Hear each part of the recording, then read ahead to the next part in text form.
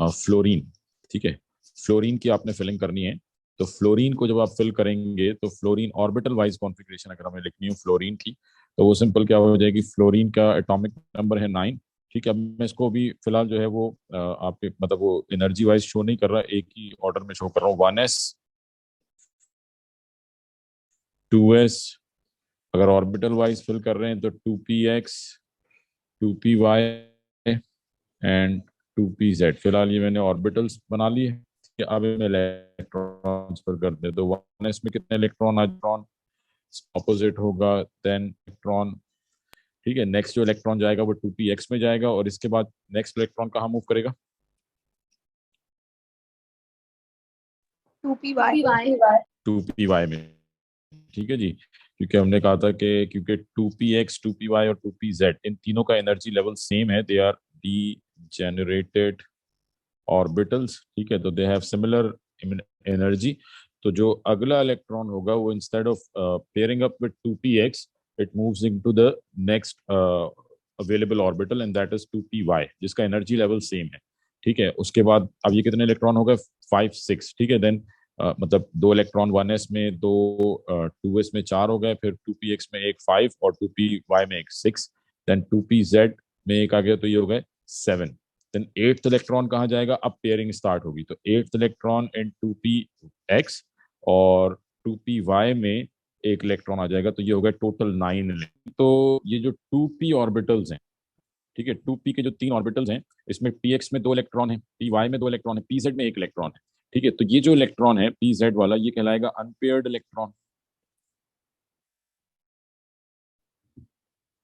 ठीक है, ये क्या कहलाएगा, अनपेयर्ड इलेक्ट्रॉन, बिकॉज इसके साथ कोई इलेक्ट्रॉन नहीं है। ठीक है, तो ये अनपेयर्ड इलेक्ट्रॉन कहलाएगा। And those atoms which have an unpaired electron present in any orbital. ठीक है, और ऑब्वियसली अनपेयर्ड इलेक्ट्रॉन जो है वो लास्ट में आएगा। ठीक है, तो कोई भी ऐसा एटम जिसके पास अनपेयर्ड इलेक्ट्रॉन मौजूद हो, ठीक है, तो ऐसे एटम्स को हम नाम देंगे फ्री रेडिकल्स। ठीक है, यानी हम सिंपल ये कह सकते हैं कि फ्लोरीन क्या है, fluorine is a free radical. ये टर्म आगे ऑर्गेनिक में काफी ज्यादा यूज होगी, फिलहाल जस्ट आप इसकी डेफिनेशन लिख लें। तो फ्री रेडिकल क्या है, फ्री रेडिकल को सिंपल हम डिफाइन करते हैं कि स्पीशी और a substance which has an unpaired electron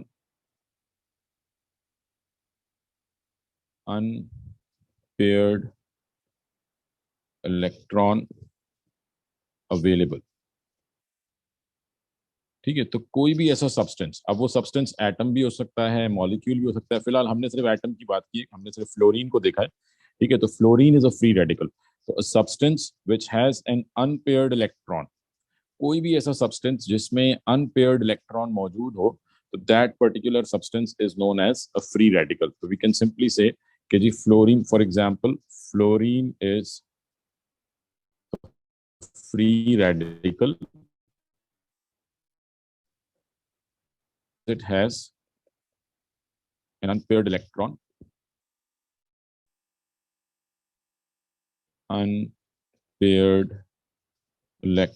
in 2pz। ठीक है, इसके पास 2pz में एक अनपेयर्ड इलेक्ट्रॉन मौजूद है, that's why it is a free radical. Similarly हमारे पास ग्रुप 17 के जितने भी एलिमेंट हैं, ठीक है, ग्रुप 17 के आपके पास जितने भी एलिमेंट हैं, यानी फॉर एग्जांपल ये हम हैलोजेंस की बात कर रहे हैं, तो हैलोजेंस जितने भी हमारे पास हैलोजेंस हैं, all these halogens are free radicals, because इन सबके वैलेंस शेल में एक अनपेयर्ड इलेक्ट्रॉन होगा। ठीक है, क्योंकि इन सबके पास आउटर मोस्ट शेल में 7 इलेक्ट्रॉन्स हैं, तो जो 7th इलेक्ट्रॉन होगा वो अनपेयर्ड ऑर्बिटल के अंदर मौजूद होगा। तो fluorine, chlorine, bromine, they are all free radicals. ऐसे हाइड्रोजन भी फ्री रेडिकल है, क्योंकि इसकी कॉन्फ़िगरेशन क्या है, 1s1, तो इसके 1s में एक अनपेयर्ड इलेक्ट्रॉन है, तो hydrogen is also free radical. समझ आ रही है बेटा बात, फ्री रेडिकल्स की डेफिनेशन क्लियर हो गई, what is a free radical. जी सर। तो ऑर्बिटल्स को हमने डिफाइन किया था कि ऑर्बिटल्स बेसिकली क्या है, ये रीजन है where chances of finding an electron is maximum, region where chances of finding an electron is maximum. ठीक है, तो हमारे पास चार डिफरेंट किस्म के ऑर्बिटल्स हैं, S orbital, P orbital, D orbital और एफ ऑर्बिटल। और ये ऑर्बिटल्स कहाँ पे होते हैं, सब एनर्जी लेवल्स के अंदर होते हैं। ठीक है, तो अब एस ऑर्बिटल की जो शेप है, ये शेप कहलाती है स्फेरिकल शेप। ठीक है, एस ऑर्बिटल की शेप है स्फेरिकल शेप। और पी ऑर्बिटल जो है ये कहलाता है डम्बल शेप। तो फिलहाल जस्ट हम सिर्फ एस और पी की शेप्स देखेंगे, क्योंकि एएस में आपके सिलेबस में एस और पी ऑर्बिटल्स की शेप है। बाकी उसके बाद डी जो है वो फिर आप नेक्स्ट ईयर जो है वो देखेंगे। तो फिलहाल हम ये दो ऑर्बिटल्स की शेप देख रहे हैं, एस ऑर्बिटल और पी ऑर्बिटल। ठीक है, तो फॉर एग्जांपल अगर मैं एस ऑर्बिटल की, पेपर में ये क्वेश्चन आ जाता है कि draw the shape of one S orbital और टू एस। अच्छा जी, तो हम सिंपल बात कर रहे हैं कि जो एस ऑर्बिटल है, ठीक है, ये तो सबको बात समझ में आ गई ना कि एस ऑर्बिटल की जो शेप है ये क्या कहलाती है, स्फेरिकल शेप कहलाती है। एस ऑर्बिटल स्फेरिकल शेप है, पी ऑर्बिटल डम्बल शेप है। ठीक है, तो अब सपोज अगर मुझसे कहा जाए कि जी draw the shape of one S orbital, one S orbital की शेप ड्रॉ करनी है, तो हम सिंपल एक स्फीयर जो है वो ड्रॉ कर देंगे कि let's suppose this is the shape of one S orbital. ठीक है, इसको हम सेंटर से ड्रॉ करते हैं। चले जी, तो ये क्या हो जाएगा, ये वन एस ऑर्बिटल की शेप कहलाएगी, मतलब स्फेरिकल शेप है। अब वन एस ऑर्बिटल का मतलब ये है कि इलेक्ट्रॉन जो है वो इस पूरे रीजन में, ठीक है, इस पूरे रीजन में कहीं पे भी हो सकता है, यानी this is the region where chances of finding in electron is maximum. यानी आप यूं समझ लें, मैं इसको जस्ट सिंपल इस तरह से एक्सप्लेन करता हूँ कि अगर सपोज लेट्स से कि हम इलेक्ट्रॉन की पिक्चर्स ले रहे हैं, हर एक सेकंड में आपने इलेक्ट्रॉन की पिक्चर ली, आपने कहा कि जी पहले सेकंड में मैंने इलेक्ट्रॉन की पिक्चर ली तो electron was located here, next second में इलेक्ट्रॉन की पिक्चर ली तो यहाँ पे था उससे, तो ऐसे आपने 100 स्नैप्स लिए 100 सेकंड्स के अंदर। ठीक है, and out of those 100 pictures 95 times जो है हमें इलेक्ट्रॉन इस रीजन में नजर आया। ठीक है, और 5 दफा जो है वो इलेक्ट्रॉन इस रीजन से बाहर नजर आया लेट से, बाकी most of the time electron was present here. तो आपने ये रीजन आइडेंटिफाई कर लिया कि जी basically this is the region where chances of finding in electron is, यानी वन एस के जो दो इलेक्ट्रॉन है वो आपको सिंपल इस रीजन में कहीं ना कहीं नजर आएंगे। ठीक है, तो ये कहलाएगा वन एस ऑर्बिटल। समझ में आ रही है बेटा मेरी बात? जी सर। जी सर। ठीक है, अच्छा ऐसे ही अगर हमसे कहा जाए कि जी टू एस ऑर्बिटल की शेप ड्रॉ करें, तो अब two S mean second shell का एस ऑर्बिटल। ठीक है, तो शेप तो इसकी भी स्पेरिकल ही होगी, बट इसमें डिफरेंट क्या आ जाएगा, इसमें सिंपल डिफरेंस क्या होगा कि जो आपका टू एस ऑर्बिटल होगा उसका रेडियस जो है वो as compare to one S orbital ज्यादा होगा। ठीक है, तो हम टू एस ऑर्बिटल अगर ड्रॉ करेंगे तो लेट से ये हमारे पास टू एस ऑर्बिटल होगा। ठीक है, कि टू एस ऑर्बिटल जो है वो as compare to S orbital, इसको थोड़ा सही बना लेते हैं। ठीक है, लेट से ये हमारे पास टू एस ऑर्बिटल, तो वन एस ऑर्बिटल का रेडियस कम होगा, और टू एस ऑर्बिटल तो हम सिंपल ये कह सकते हैं कि this is the region where chances of finding the two S electrons. ठीक है, टू एस इलेक्ट्रॉन जो है वो आपको इस रीजन में नजर आएंगे। तो ये एस ऑर्बिटल की शेप है। जैसे सिंपल पेपर में जो है आपको ये शेप्स ड्रॉ करने को आ सकती है कि draw the shape of one S orbital, two S, ऐसे थ्री एस ऑर्बिटल जो है वो उसका रीजन और ज्यादा जो है वो वाइड हो जाएगा। तो ये जस्ट सिंपल आपको ध्यान में रखना है। ठीक है, ऐसे ही अगर हमें पी ऑर्बिटल्स की शेप ड्रॉ करनी है, अब पी ऑर्बिटल क्या है, ये डम्बल शेप ऑर्बिटल है। ठीक है, और हमारे पास कितने पी ऑर्बिटल्स होते हैं, 3। 3। ठीक है, तो हमारे पास पी ऑर्बिटल्स कितने हैं, पी एक्स, पी वाई और पी जेड। ठीक है, अब इन तीनों में सिमिलैरिटी क्या है कि their energy is same, their energy is same. ठीक है, इनकी एनर्जी जो है वो सेम है, बट द डिफरेंस इज के they are aligned in the space in different directions. ठीक है, they are differently oriented in space. Now differently oriented in space का मतलब क्या है कि जो पी एक्स है, P X orbital, that means this is oriented along X axis, यानी वो पी ऑर्बिटल जो एक्स एक्सिस के अलोंग अलाइंड है दैट इज पी एक्स, और जो वाई एक्सिस के अराउंड अलाइंड है दैट इज वाई एक्सिस, और जो जेड एक्सिस पे मौजूद है दैट इज पी जेड। ठीक है, तो P X which is oriented on X axis, P Y which is oriented on Y axis, P Z which is oriented on Z axis. तो हम ये तीनों ड्रॉ करते हैं। ठीक है, लेट्स से हम तीन एक्सिस ड्रॉ कर लेते हैं, ये पी एक्स के लिए। अब तो आवाज सबको क्लियर आ रही है? जी सर। ठीक है जी, तो सपोज ये हमने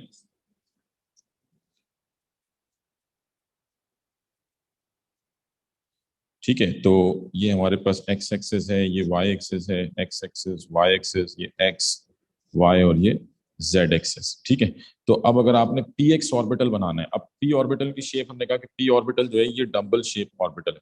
डम्बल शेप मींस के इसमें आपके पास दो लोब्स होती हैं, या आप इसको यूं समझ लें कि आपने दो बलून्स को जो है वो एक साथ जो है वो आपने ग्रिप किया है, तो ये कुछ इस टाइप की, मतलब ये शेप बनेगी कुछ इस टाइप की। ठीक है, ये p ऑर्बिटल कहलाते हैं। अब ये क्योंकि अलोंग x एक्सिस है, this is along x axis, तो हम इसको ऐसे ड्रॉ करेंगे। ठीक है, ये 8 की यानी जो हमारे पास जो नंबर होता है 8, ये 8 की टाइप की शेप है। ठीक है, जिसमें ये दो लोब्स कहलाती हैं। ठीक है, हम कहते हैं कि पी ऑर्बिटल की दो लोब्स होती हैं, ये लोब्स हैं, एक ये लोब है और दूसरी ये लोब है। ठीक है, और ये दोनों लोब्स जो हैं वो आपस में कनेक्टेड है। और जिस पॉइंट पे दोनों लोब्स कनेक्टेड होती हैं, यानी ये जो पॉइंट है, the point where both the lobes are connected, that point is called node. ये नोड कहलाता है। ठीक है, तो ये जो शेप है पी ऑर्बिटल की, इसको हम नाम देते हैं डम्बल शेप। ये डम्बल टाइप की शेप है। ठीक है, और दिस वन, ये जो हमने ड्रॉ किया, दिस इज पी एक्स, क्योंकि ये एक्स एक्सिस के अलॉन्ग है। तो अब हम सिंपल ये कह रहे हैं कि जो पी एक्स के जो दो इलेक्ट्रॉन्स हैं, ठीक है, वो या तो आपको इस रीजन में मिलेंगे या आपको इस रीजन में मिलेंगे। ठीक है, नोड जो है पी ऑर्बिटल का, वो रीजन जहां पे दोनों लोब्स मिलती हैं, that region is known as node. And node is that point where chances of finding in electron is zero. यानी यहाँ पे इलेक्ट्रॉन के पाए जाने के इम्कानात कितने हैं? 0%। यानी इलेक्ट्रॉन या तो आपको इस रीजन में मिलेंगे, वो जो पी के जो दो इलेक्ट्रॉन्स हैं, either they would be present in this lobe और they would be present in this lobe. और आप कह सकते हैं एक इलेक्ट्रॉन यहाँ पे, यानी ये बेसिक। अच्छा, यहाँ पे एक चीज आप ये ध्यान में रखें बेटा, कि हम इलेक्ट्रॉन्स को, मतलब अब तक आपने जो ओ लेवल से पढ़ते आ रहे हैं, आप इलेक्ट्रॉन्स को एज अ पार्टिकल कंसिडर करते हैं। ठीक है, बट बेसिकली इलेक्ट्रॉन इतना छोटा पार्टिकल है। ठीक है, ये भी बेसिकली एक हाइपोथेसिस था, de Broglie's hypothesis, according to which के हर मटेरियल पार्टिकल के साथ कुछ ना कुछ वेव एसोसिएटेड होती है। ठीक है, हर मटेरियल पार्टिकल के साथ कुछ ना कुछ वेव एसोसिएटेड होती है, और जितना छोटा पार्टिकल होगा उसकी जो वेवलेंथ होगी वो उतनी ज्यादा होगी। ठीक है, तो हम इलेक्ट्रॉन को, क्योंकि इलेक्ट्रॉन काफी ज्यादा छोटा पार्टिकल है, तो we would consider it as a wave.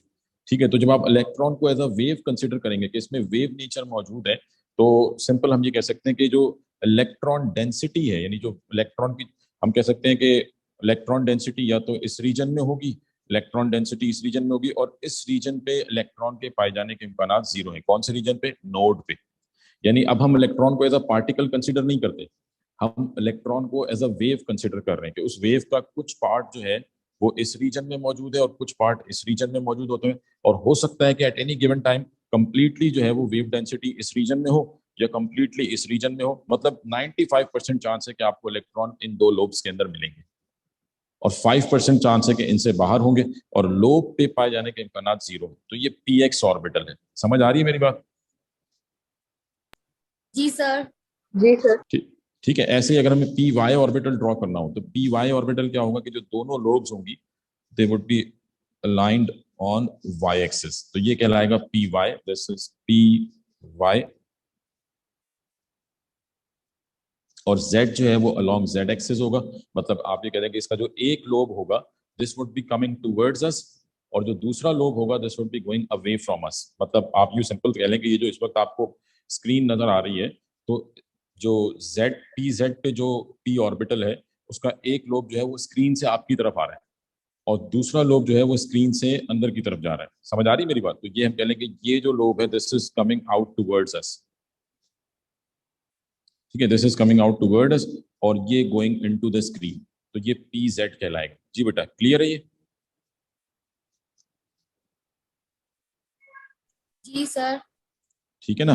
तो ये आपके पास तीन पी ऑर्बिटल्स हो गए, P X orbital, P Y orbital और पी जेड ऑर्बिटल। तो ये शेप्स बनाने को आ जाती है, बिल्कुल सिंपल सा क्वेश्चन है। ठीक है, तो आपको सिंपल ये शेप्स मालूम होनी चाहिए कि एस ऑर्बिटल क्या है, स्फेरिकल शेप ऑर्बिटल है, और पी ऑर्बिटल क्या है, डम्बल शेप ऑर्बिटल है। पी में तीन, अच्छा अब ये P X, P Y, P Z, इन तीनों की एनर्जी सेम है। ठीक है, फर्क सिर्फ क्या है कि they are oriented along different, on different axis. ठीक है, and that's why we call them, क्या नाम दिया था हमने इनको? P X, P Y, P Z क्या कहलाते हैं? डीजेनरेटेड ऑर्बिटल्स ऐसा। Degenerated orbitals. ठीक है, ये डीजेनरेटेड ऑर्बिटल्स। समझ आ गई बात? तो ये सिंपल हमने शेप्स की बात कर ली। अच्छा, अब आ जाए जरा नेक्स्ट, एक छोटा सा क्वेश्चन है जो आप लोगों से है, कि सपोज मैं आपसे कहता हूँ कि जी, how many orbitals are present in third energy level? हाँ जी, थर्ड एनर्जी लेवल में कितने ऑर्बिटल्स हैं?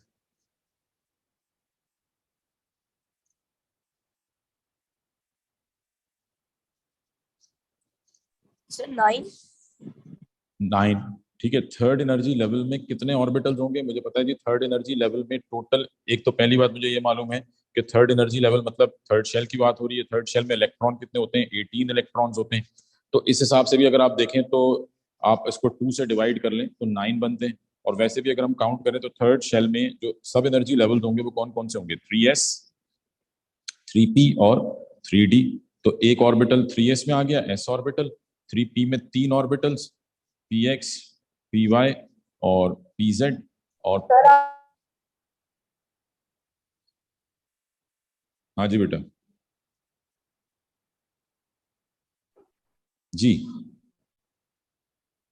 आवाज आ रही है आप लोगों को? सर वो बीच में से कट हो गई थी क्वेश्चन के बाद। अच्छा, अभी सही आ रही है?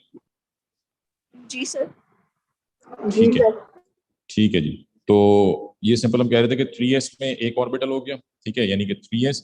और फिर 3px, 3py, 3pz, 4 ये हो गए, एक s, 3p। और d में 5 ऑर्बिटल होंगे। ठीक है, इनके नाम अभी हम नहीं पढ़ रहे, बट ये टोटल आपके पास थर्ड शेल में ऑर्बिटल्स कितने हैं? 9 ऑर्बिटल्स मौजूद है।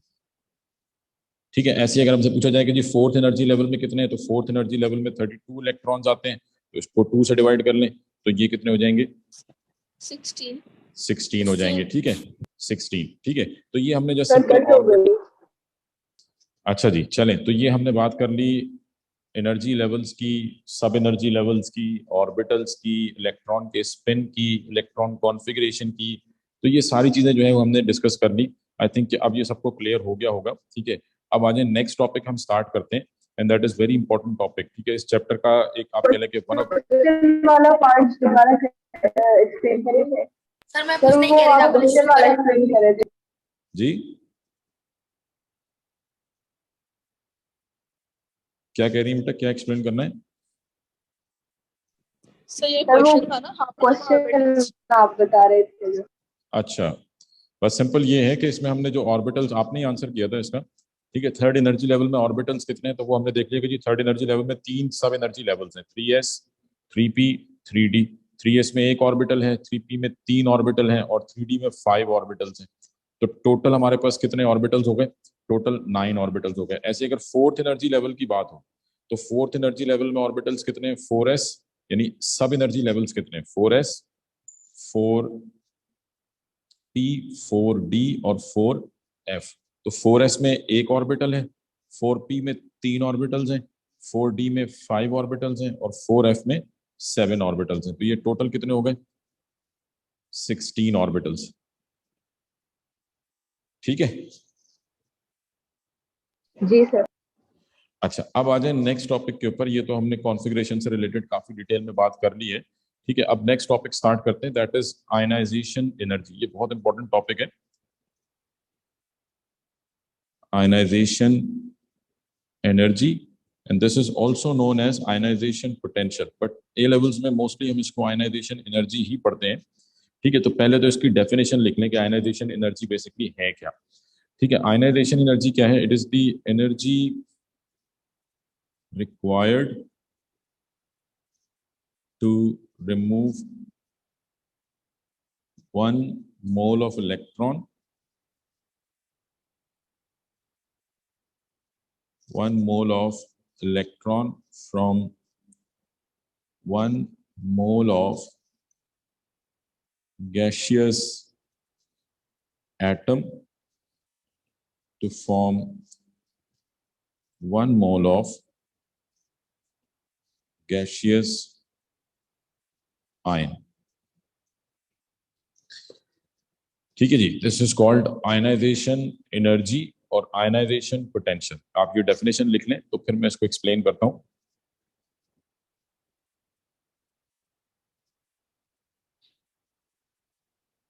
जी, लिख लिया डेफिनेशन? जी सर।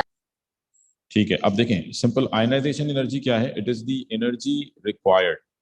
ठीक है, एनर्जी रिक्वायर्ड टू रिमूव। अब इसमें मेन पॉइंट्स क्या हैं? Energy required to remove 1 mole of electron. कितने इलेक्ट्रॉन रिलीज कर रहे हैं? यानी ये बेसिकली लॉस ऑफ इलेक्ट्रॉन के लिए है।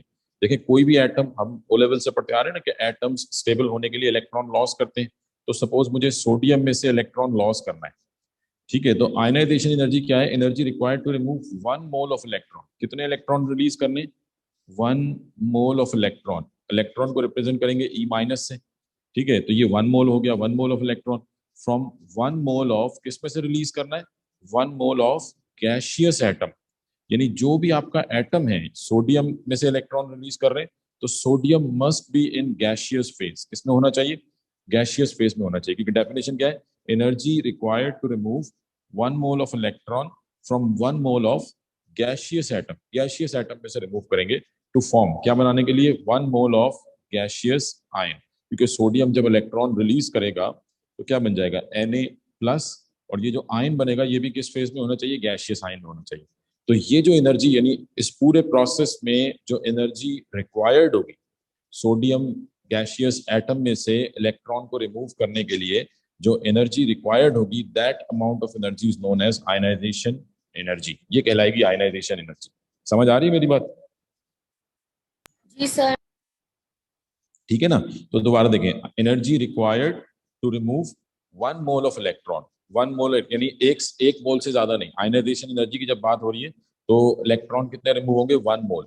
अगर एक से ज्यादा हो रहे हैं तो फिर हम आयनाइजेशन एनर्जी को डबल करेंगे, मल्टीप्लाई बाय 2 करेंगे, मल्टीप्लाई बाय 3 करेंगे, यानी आपको जो एनर्जी दी जाएगी वो 1 मोल के लिए दी जाएगी। तो energy required to remove 1 mole of electron from 1 mole of gaseous atom.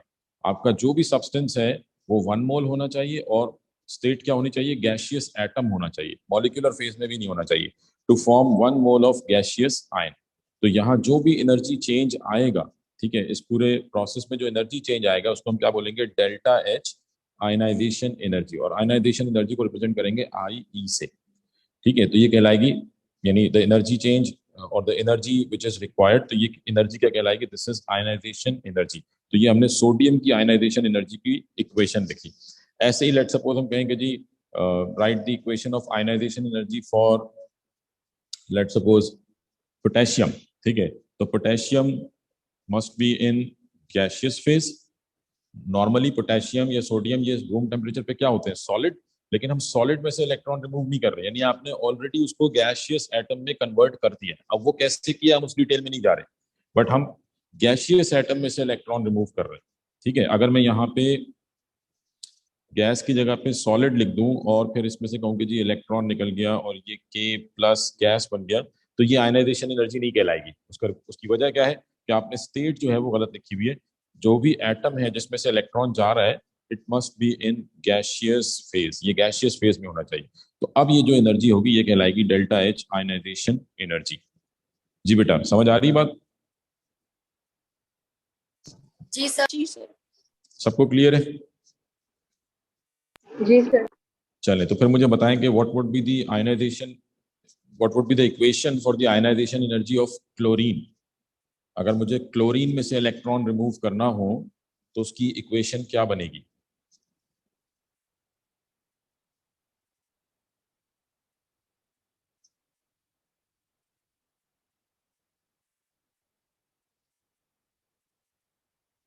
हाँ जी, क्लोरीन में से अगर इलेक्ट्रॉन रिमूव करना है तो उसकी इक्वेशन क्या बनेगी? ठीक है, इसमें आपने इलेक्ट्रॉन रिमूव करना है। Ionization energy gain of electron के लिए नहीं है। ठीक है, ये सिर्फ लॉस ऑफ इलेक्ट्रॉन की बात कर रहे हैं हम। Energy required to remove 1 mole of electron. एक काम करें, आप लोग ये इक्वेशन लिख के ना मुझे सेंड करें, क्लोरीन की इक्वेशन, देखते हैं किसको समझ में आई ये बात। Energy required to remove 1 mole of electron from 1 mole of gaseous atom to form 1 mole of gaseous ion. तो मुझे क्लोरीन की आयनाइजेशन एनर्जी की इक्वेशन लिख के आप सेंड करें जरा जल्दी से, शाबाश। सर मैंने आपको भेज दी है। जी जी सही है। अच्छा, आपने भेजी है, लेकिन आपने जो इक्वेशन भेजी है, चले मैं आपकी इक्वेशन लिखता हूँ जो आपने मुझे भेजी है। ठीक है, आपने मुझे ये इक्वेशन लिखी है, लिख के भेजी है, Cl minus gas, Cl gas plus electron. हाँ जी, अब बाकी दोनों बताएं ये सही है या गलत है? सही गलत है। Cl गैस होगा, फिर जी Cl प्लस ये तो gas gas. Plus E minus. बिल्कुल, देखें एक डेफिनेशन क्या है? Energy required to remove 1 mole of electron from 1 mole of gaseous atom, यानी रिएक्टेंट साइड पर क्या होना चाहिए? रिएक्टेंट साइड पर गैशियस एटम होना सर चाहिए। मैंने सही लिखी। ठीक है बेटा, ठीक है। तो रिएक्टेंट साइड पर गैशियस एटम होना चाहिए, Cl गैस।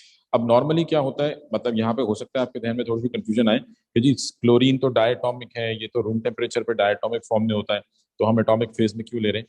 बिल्कुल डायटोमिक फेज में होता है, बट हमने इसको गैसियस एटम में कन्वर्ट किया होगा। अब ये कौन सी एनर्जी है, ये कौन सा चेंज है, इसमें अभी हम नहीं जा रहे। ठीक है, इसको अभी हम डिस्कस नहीं कर रहे, इसको हम आगे चल के डिस्कस करेंगे। बट हमने इस मॉलिक्यूल को ब्रेक कर लिया है एटम में, गैसियस एटम में, 1 मोल ऑफ गैसियस एटम, और अब इसमें से इलेक्ट्रॉन रिमूव कर रहे हैं। नॉर्मली क्लोरीन इलेक्ट्रॉन गेन करता है, लॉस नहीं करता, बट अभी हम गेन की बात ही नहीं कर रहे। हम कह रहे हैं कि अगर ये गेन करे, जो कि हाईली अनलाइकली है, बहुत ज्यादा एनर्जी रिक्वायर्ड होगी, बट लेट्स से कि अगर ये इलेक्ट्रॉन गेन करता है, ठीक है, सॉरी लॉस करता है, ठीक है, हम गेन की बात नहीं कर रहे, हम लॉस की बात कर रहे हैं। अगर क्लोरीन इलेक्ट्रॉन लॉस करता है, क्योंकि क्लोरीन तो ऑलरेडी 7 इलेक्ट्रॉन्स होते हैं इसके आउटर मोस्ट शेल में, तो ये गेन करता है। बट लेट सपोज हम यहाँ पे बात कर रहे हैं लॉस की, कि अगर क्लोरीन इलेक्ट्रॉन लॉस करे, तो इसने इलेक्ट्रॉन लॉस किया, तो वंस इट लूजेज इलेक्ट्रॉन, तो इस पे चार्ज क्या डेवलप हो जाएगा? प्लस चार्ज आ जाएगा। तो ये जो इक्वेशन होगी, this is called delta H ionization energy. Energy required to remove 1 mole of electron from 1 mole of gaseous atom to form 1 mole of gaseous plus 1 ion। चाहे तो आप यहाँ पे इसको ये ऐड कर लें, गैशियस, यानी माइनस आइन कभी नहीं बनेगा आयनाइजेशन एनर्जी में, गैशियस प्लस 1 आइन, यानी ये कैटाइन फॉर्मेशन के लिए है। समझ आइए बेटा बात? जी सर। जी सर।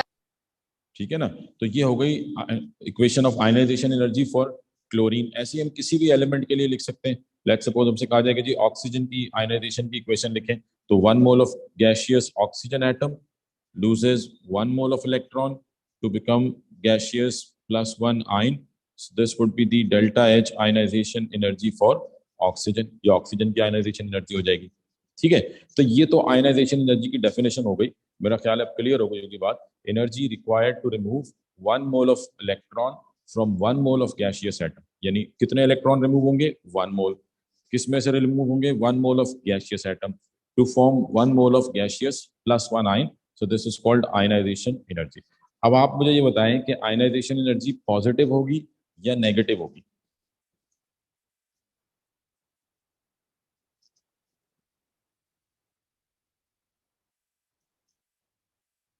हाँ जी, ये एक्सोथर्मिक प्रोसेस होगा या एंडोथर्मिक प्रोसेस होगा? एंडोथर्मिक होगा। एंडोथर्मिक होगा। ठीक है, किसी भी एटम में से अगर इलेक्ट्रॉन रिमूव करना है, लेट सपोज मेरे पास ये सोडियम है, इसके फर्स्ट शेल में 2 इलेक्ट्रॉन है, सेकंड शेल में 8 इलेक्ट्रॉन है, और थर्ड शेल में 1 इलेक्ट्रॉन है। ठीक है, चलिए इसको भी क्रॉस सी बना देते हैं। तो अब मुझे इस 1 इलेक्ट्रॉन को रिमूव करना है। ठीक है, ये जो सोडियम का आउटर शेल का जो वैलेंस इलेक्ट्रॉन है, ये न्यूक्लियस की ग्रिप में है। आपने इस इलेक्ट्रॉन को रिमूव करना है। Energy required to remove 1 mole of electron from 1 mole of gaseous atom to form 1 mole of gas. तो इस इलेक्ट्रॉन को रिमूव करने के लिए आपको इसे एनर्जी देनी पड़ेगी। ठीक है, यानी आप किसी एक्सटर्नल सोर्स से इसको एनर्जी देंगे, ये वो एनर्जी गेन करेगा, और जब ये एनर्जी गेन करेगा, ठीक है, तो जैसे हमने पढ़ा है कि जब भी इलेक्ट्रॉन एनर्जी गेन करते हैं तो ये लोअर से हायर एनर्जी स्टेट में जाते हैं। ठीक है, हायर ऑर्बिटल्स के अंदर जाते हैं, हायर एनर्जी लेवल्स में जाते हैं। बट हम इसको इतनी एनर्जी दे रहे हैं कि ये न्यूक्लियस की ग्रिप से ही आजाद हो जाए। ठीक है, ये फ्री स्टेट में चला जाए, ये इलेक्ट्रॉन न्यूक्लियस की ग्रिप से ही आजाद हो जाए। तो मतलब किसी भी एटम में से इलेक्ट्रॉन को रिमूव करने के लिए आपको एनर्जी देनी पड़ेगी। तो delta H ionization energy, delta H ionization energy will always be positive। ये एनर्जी आपको देनी पड़ेगी। It is an endothermic process. ठीक है, ये क्या है? एंडोथर्मिक प्रोसेस है जी। क्लियर होगी बात? ठीक है, हाँ जी। आवाज का फिर कोई इशू हो रहा है क्या आप लोगों को? नहीं सर। ठीक है, यहां तक बात क्लियर है? जी सर। जी सर। चलें अब आगे बात करते हैं। अब देखें, सोडियम क्योंकि ग्रुप 1 का है, 1 इलेक्ट्रॉन रिलीज करता है। मैग्नीशियम, मैग्नीशियम ग्रुप 2 का है, तो हमें पता है कि जी मैग्नीशियम स्टेबल होने के लिए 2 इलेक्ट्रॉन लॉस करता है। तो सपोज मैं मैग्नीशियम की आयनाइजेशन की इक्वेशन लिखता हूँ। तो Mg gaseous atom loses electron to become Mg plus. ठीक है, इसने अभी पहला इलेक्ट्रॉन लॉस किया है, तो ये जो एनर्जी होगी this would be called delta H first ionization energy. यानी अभी तक हम जिसे आयनाइजेशन एनर्जी का नाम दे रहे थे, ये बेसिकली फर्स्ट आयनाइजेशन को हम आयनाइजेशन भी कह देते हैं सिंपल। ठीक है, तो जब भी कोई एटम पहला इलेक्ट्रॉन लॉस करेगा तो वो क्या कहलाएगी, उसकी फर्स्ट आयनाइजेशन या सिंपल आयनाइजेशन। बट मुझे पता है कि जी मैग्नीशियम स्टेबल होने के लिए 2 इलेक्ट्रॉन लॉस करता है, तो अभी ये एक और इलेक्ट्रॉन लॉस करेगा, तो जब ये दूसरा इलेक्ट्रॉन लॉस करेगा तो इक्वेशन क्या हो जाएगी। अब इलेक्ट्रॉन किस में से जाएगा बताएं। Mg प्लस में से। Mg प्लस में से जाएगा। ठीक है, अब इलेक्ट्रॉन इसमें से जाएगा, तो जो दूसरी इक्वेशन होगी उसमें हम रिएक्टेंट साइड पे क्या लिखेंगे, Mg प्लस। ठीक है, Mg plus loses another electron to become Mg2 plus. ठीक है, तो अब ये Mg2 प्लस बन गया, तो अब ये क्या कहलाएगा, this is delta H second ionization energy. ठीक है, ये कहलाएगी सेकेंड आयनाइजेशन एनर्जी। तो फर्स्ट आयनाइजेशन एनर्जी जब पहला इलेक्ट्रॉन लॉस हो, सेकेंड आयनाइजेशन एनर्जी जब दूसरा इलेक्ट्रॉन लॉस हो, ऐसी थर्ड आयनाइजेशन एनर्जी जब तीसरा इलेक्ट्रॉन लॉस होगा। ठीक है, फिर फोर्थ, फिफ्थ, सिक्स, इस तरह से आप जितने मर्जी जितने इलेक्ट्रॉन है वो लॉस करा सकते हैं। समझ आ रही बात। जी सर। ठीक है ना, तो ये सेकंड। अच्छा, अब चले, समझ आ गई ना बात। तो अब मुझे बताएं सेकंड आयनाइजेशन की डेफिनेशन क्या होगी। What will be the definition of second ionization energy, बताएं। सेकंड आयनाइजेशन एनर्जी की डेफिनेशन बताएं, आप लोग बताएंगे। तो 1 मोल की जगह ना 2 मोल आ जाएगा। 1 मोल की जगह पे 2 मोल आ जाएगा जी। और कोई।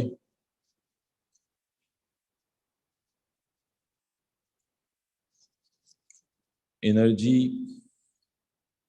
Required to sir remove. Gaseous atom की जगह आयन लिखते हैं।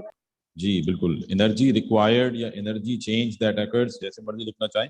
Energy required to remove 1 mole of electron from.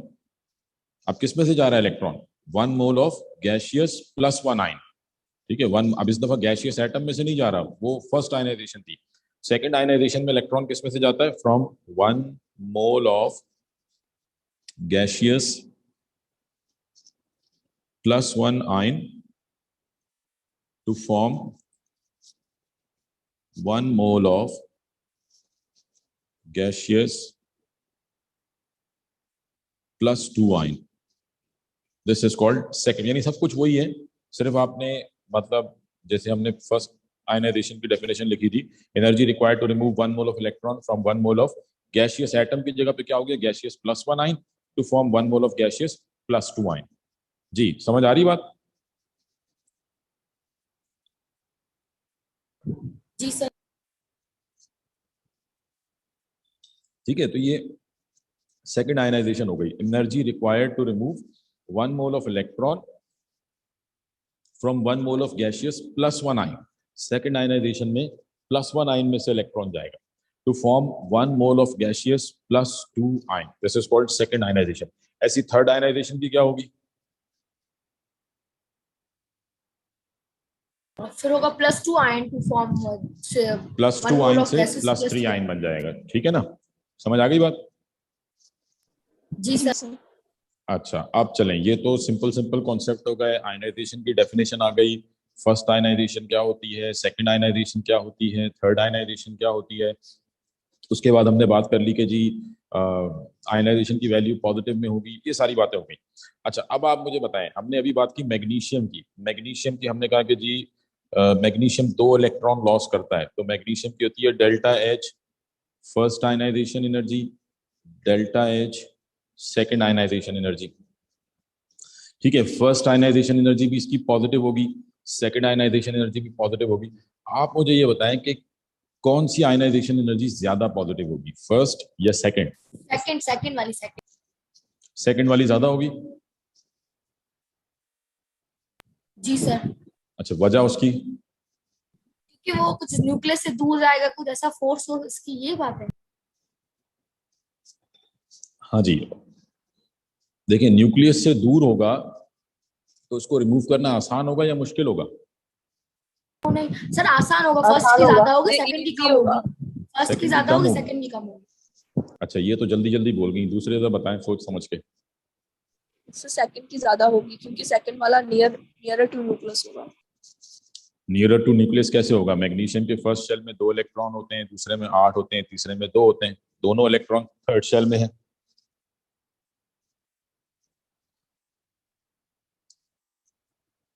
चलें, एक काम करते हैं, पहले मैं आपको दिखा देता हूँ आयनाइजेशन एनर्जीज ना, फिर हम इसके रीजन के ऊपर आते हैं। बेसिकली जो आपके पास सिलेबस है, मैंने आपसे कहा था सिलेबस अपने पास रखें, तो इसमें आखिर में जो डेटा सेक्शन है उसमें सारी आयनाइजेशन एनर्जीज गिवन है और ये पेपर में भी दी जाएंगी आपको। ये पूरा आपका डेटा सेक्शन है, ठीक है। एक दफा डेटा सेक्शन को भी चलें जरा देखते हैं।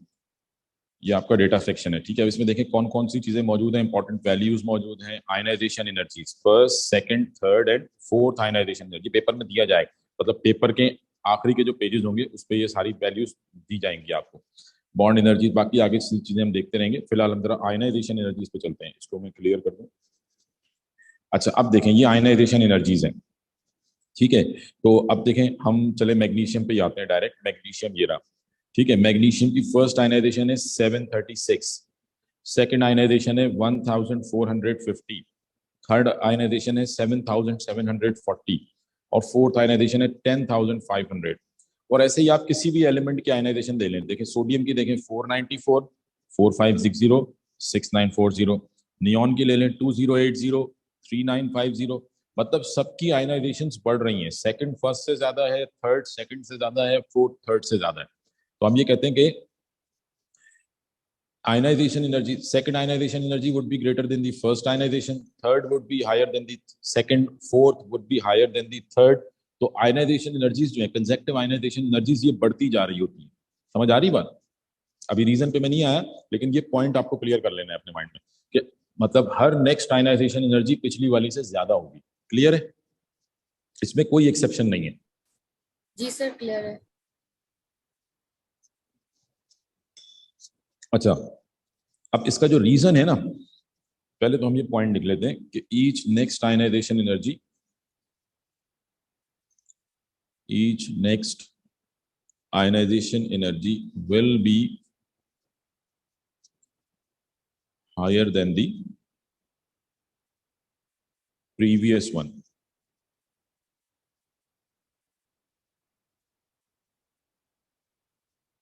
ठीक है, तो हम सिंपल कह सकते हैं कि fourth would be higher than the third ionization energy, third would be higher than the second ionization energy, second would be higher than the first ionization. मतलब हमेशा फर्स्ट आयनाइजेशन सबसे कम होगी। ठीक है, क्लियर हो गई बात? अच्छा, अब इसको समझने के लिए कि ऐसा क्यों होता है, why the next ionization is higher than the previous one, इसको समझने के लिए हमें पढ़ना पड़ेंगे factors that affect the ionization energy. Factors that affect the ionization energy, ये फैक्टर्स हमें पढ़ने पड़ेंगे, तो फिर आपको समझ में आ जाएगी कि क्यों नेक्स्ट आयनाइजेशन एनर्जीज बढ़ रही होती है। बट ये फैक्टर्स हम आज नहीं पढ़ेंगे, ये इंशाल्लाह ताला हम नेक्स्ट क्लास में पढ़ेंगे। ठीक है, यहाँ तक समझ में आ गई बेटा बात? जी सर। क्लियर है जी सबको? सर। कोई क्वेश्चन इसमें? नहीं सर, कोई क्वेश्चन नहीं। अच्छा, अब देखें सर, जो एक आप काम। आयनाइजेशन एनर्जी में इक्वेशंस बता रहे थे सर, वो उसमें भले वो इलेक्ट्रॉन जो है वो गेन ना कराओ, वो जो इक्वेशन होगी वो ऐसे बनेगी जिससे हमने क्लोरीन और ऑक्सीजन बनाई। मतलब समझा नहीं मैं क्या कहना चाह रही हैं आप? मतलब सर नॉर्मली क्लोरीन और ऑक्सीजन गेन नहीं करते हैं, फिर भी हमने इक्वेशन हाँ, ऐसे लिखी है कि वो इलेक्ट्रॉन है, देखें हमने लॉस इस कर वक्त रहे हैं, जो सॉरी। देखें हमने जो बात की है ना, हमने इस वक्त बात की है लॉस ऑफ इलेक्ट्रॉन की। Normally non metals electron gain करते हैं, ठीक है। तो जो गेन ऑफ इलेक्ट्रॉन है वो दूसरा एनर्जी चेंज है, वो हम आगे चल के पढ़ेंगे। ठीक है, फिलहाल हम जो बात कर रहे हैं वो हम बात कर रहे हैं लॉस ऑफ। अब नॉर्मली क्लोरीन इलेक्ट्रॉन लॉस नहीं करता, बट हम लॉस करवा तो सकते हैं ना। ये देखें आप, यहाँ पे आपको क्लोरीन की आयनाइजेशन मिल जाएगी। अब देखें क्लोरीन की फर्स्ट आयनाइजेशन क्या है, 1260। सोडियम की फर्स्ट आयनाइजेशन क्या है, 494।